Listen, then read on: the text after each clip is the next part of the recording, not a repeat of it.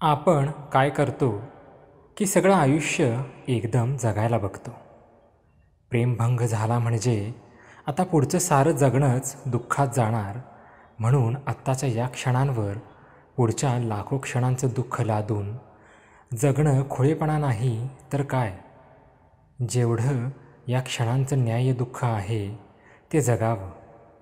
कोण जाणे पुढचे लाखो क्षण दुःखी नसतीलही कदाचित.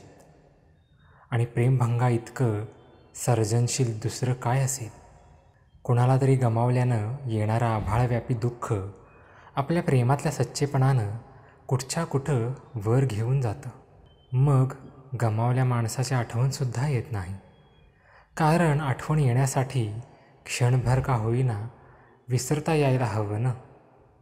मिलन, प्रेमभंग इतकंच काय, उलट पक्षी प्रेम हे कुठलेच खरं तर प्रेमाच्या यशस्वीतेचे पुरावे नव्हेत. काय मज्जा आहे रेणू कुणावरती प्रेम करण्यात. ते माणूस गमावल्यानं प्रेमातला सच्चेपणा थोडाच कमी होतो. Success of love is love itself and not love in return.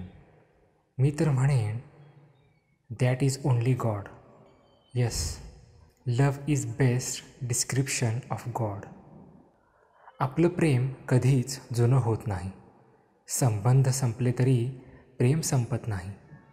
ते भूतकाळात रुजतं, आठवणींवर पोसलं जातं आणि बऱ्याचदा वर्तमानात एक तृप्त समाधान देत राहतं. म्हणजे प्रेम विफल होत नाही, नातं विफल होऊ शकतं.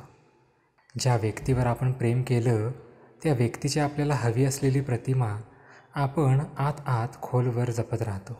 आपल्याला एकच सहारा असतो की आपण सार्थ व्यक्तीवर प्रेम केलं. तोच आधार हवा असतो आपल्याला. तो आपल्या आत्ताच्या असण्याचं कारण बनतो.